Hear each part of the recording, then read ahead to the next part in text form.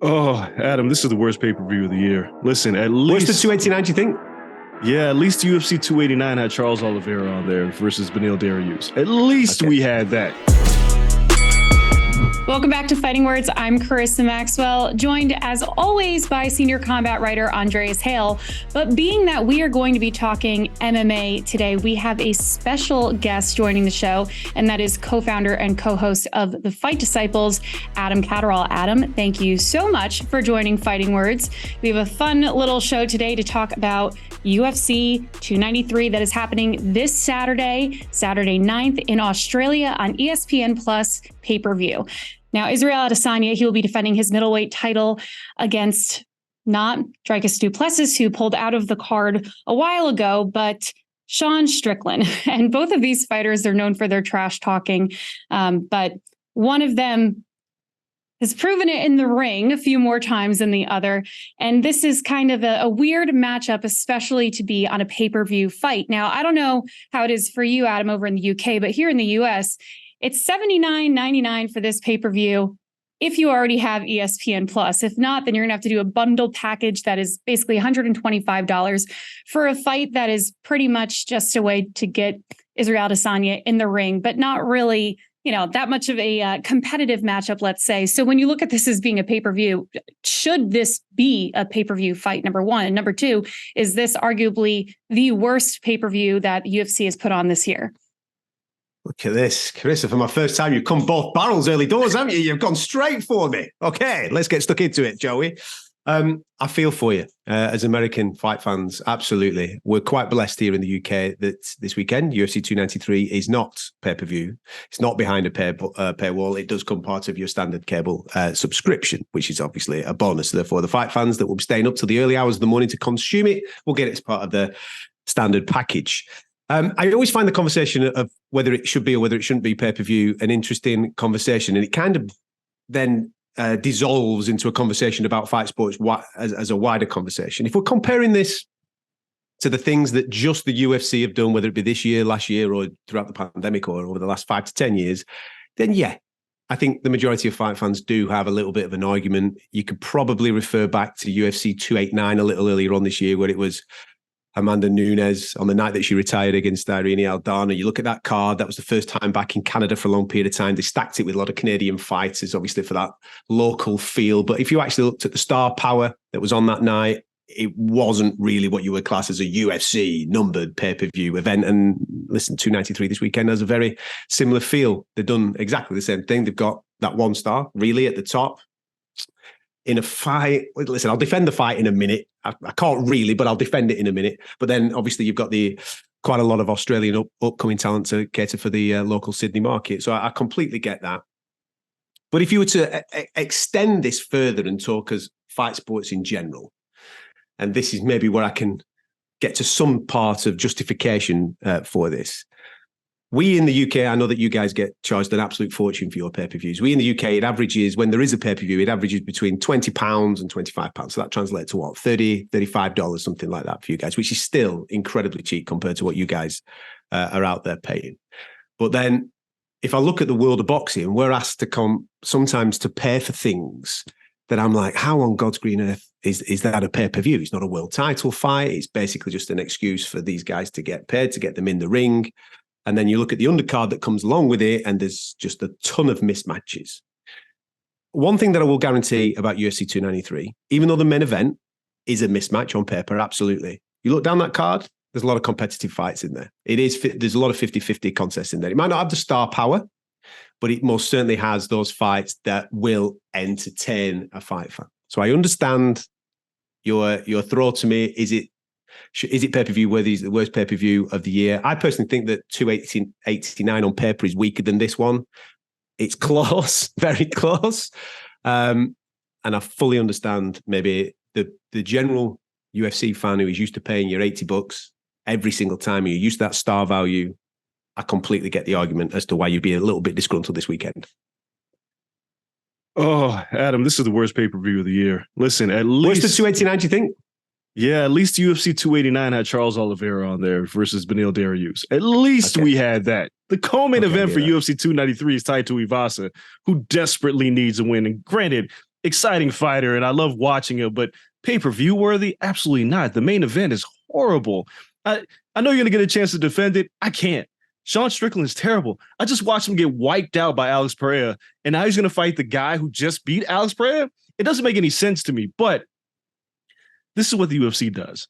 They put this card in Sydney. They want to get people to watch. They want to make sure they have some homegrown talent there. But I just watched a UFC card in Singapore with Chan Sung Jung and Max Holloway for free. That was better than this.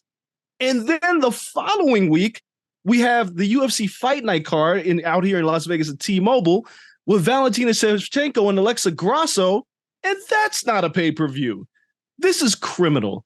UFC 293 should not be a pay-per-view. It's the UFC is being greedy. I understand the logic behind it, but it's so strange that the following week they are booking T-Mobile here in Las Vegas for a Fight Night card on Mexican Independence Day weekend for the low price of free. And you expect me to pay $79 for UFC 293? Absolutely not. It is terrible. It's the worst UFC pay-per-view of the year. It's not the worst card. There's been some pretty bad cards this year, but this is a bad pay-per-view. And look, if you pay for it, you're kind of built into that psyche that I got to buy all the UFC pay-per-views, and you're like a real UFC fan, good on you. But if you're a casual fan, you're paying to see one man, and that's Israel Adesanya, and you're paying to see him wipe out Sean Strickland. That's about it. That ain't worth your money. Do you think that they have overcommitted with their remit of how many numbered cards and pay-per-views that they're going to put on this year? They've already committed, haven't they, to 15 this year. So therefore, they have to fill that remit. And as you've just rightfully said, listen, I agree with everything you said. Singapore, fantastic. Last week in Paris, absolutely fantastic. The card that's coming up with Shevchenko and Grasso as that Independence Day weekend, that is an unbelievable main event that you're going to get part of your cable subscription. But do you think that in committing at the start of the year that we are going to do this amount of numbered cards, they've made a little bit of a rod for their own back because they've got to fill that remit? Everything that's been happening, obviously, throughout the course of the pandemic, they seem to have hung on to those shows in the apex, where maybe they could have got rid of those shows in the apex to actually just keep the two-tier Fight Night and pay-per-view rather than this third tier that have come in, which has kind of diluted the product just a touch. Do you think they've overcommitted a touch this year? Yeah, 100%. And again, I don't understand, you knew that you were going to do a show in Sydney. You knew you were doing a show in Paris. You knew that they booked the Mexican Independence Day card. It feels like just to block Canelo Alvarez from fighting, but you knew that you were booking these cards. You could have picked any one of them to be a pay-per-view except for this one, but they stuck with this. And I think their format of having X amount of pay-per-views a year, it's a bad model. And the good news for the UFC is they hide behind a paywall, which is ESPN Plus, so they don't have to share how many pay-per-view buys these cards do. They can say they did great. Dana White will do his post-fight press conference and say, we broke attendance records and the pay-per-views are tracking good. And he doesn't have to prove it. He just has to tell us that. But we're oversaturated now. There's a card every week. I remember back in the days when UFC pay-per-views weren't in triple digits, when you had maybe a pay-per-view once every 2 months, everything felt special. I'm not expecting it to get back to that. But I feel like we're so oversaturated that it's really difficult to load up a card like this weekend's card with fighters that people are barely aware of. There's a lot of fighters on the prelims that I'm sure hardcore fans would be hard-pressed to be like, who the hell is that? I guess I'll watch it. Now, granted, I give the UFC credit for one thing. When they make pay-per-view fights, they've conditioned an audience to watch because the fights may turn out to be very exciting. Things on paper that look terrible can be in practice great. The problem is you ain't going to fool me to get my money out of this one. Oh, no. If I was paying, you're not going to fool me. But it might be a great card in practice, but just on paper, this one's terrible. It kind of goes without saying, Adesanya, he's ran through the middleweight division. He's running out of people to fight, so he's got to fight. And there's really not too many people I would like to see get punched in the face more than Sean Strickland. So while this matchup is good for that reason, this is the biggest fight of Strickland's career. However, going back to a weekend of worse for the UFC, you kind of already mentioned it, Adam, but is this one of the worst mismatches on paper in UFC history?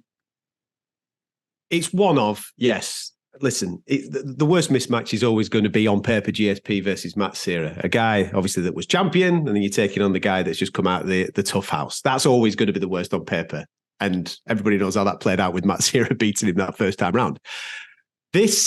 This is pretty bad. And the reason why it's pretty bad is firstly because Israel Adesanya has run through the division, as you've rightfully said. He's running out of people to beat, and the person that he was supposed to be fighting next, and the narrative was building very nicely, was Dricus Du Plessis. But Dricus Du Plessis isn't ready.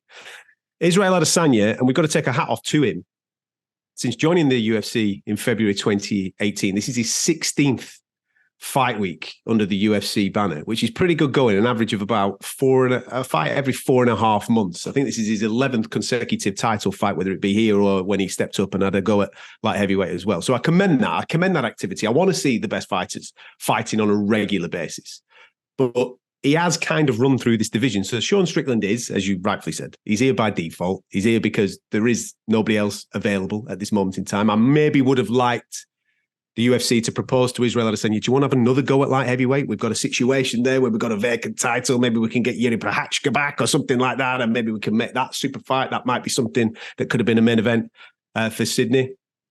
Obviously, Alexander Volkanovski wasn't available to be on this card, so they needed to fill it with some type of superstar from down under. Israel was going to fight always. He wanted it to be Dricus Du Plessis, but sadly it is Sean Strickland. Then I've gone back and forth all this week trying to make arguments as to how Sean Strickland can make an inroad into Israel Adesanya, and I just can't see it. I'm not going to lie to your audience. I'm not just going to come on here and try and sell something to some people. It ain't there. I think Sean might be cagey for 10 minutes, and then he'll probably get stopped by the elite sniper that is Israel Adesanya. Yeah, Adam, this is one of the worst mismatches, but it's not the worst. You mentioned GSP and Matt Serra, and that's absolutely at the top of everybody's list. You even go, the strange thing is Matt Serra won that fight. Another fight that was a huge mismatch on paper to a casual fan, but to a hardcore fan, you kind of had an idea that it could go the wrong way. Holly Holm and Ronda Rousey. We saw how that one turned out with Holly Holm winning. But then you have fights like John Jones versus Chael Sonnen that were utterly ridiculous and had no business being in the octagon at that time. But Chael Sonnen subbed in at the last minute, so there was at least an excuse for that. This one's bad because the optics of it are horrible because we just saw Sean Strickland get turned to dust by Alex Pereira. And since then, he hasn't beaten a top 5 opponent, so he lands this opportunity against Israel Adesanya.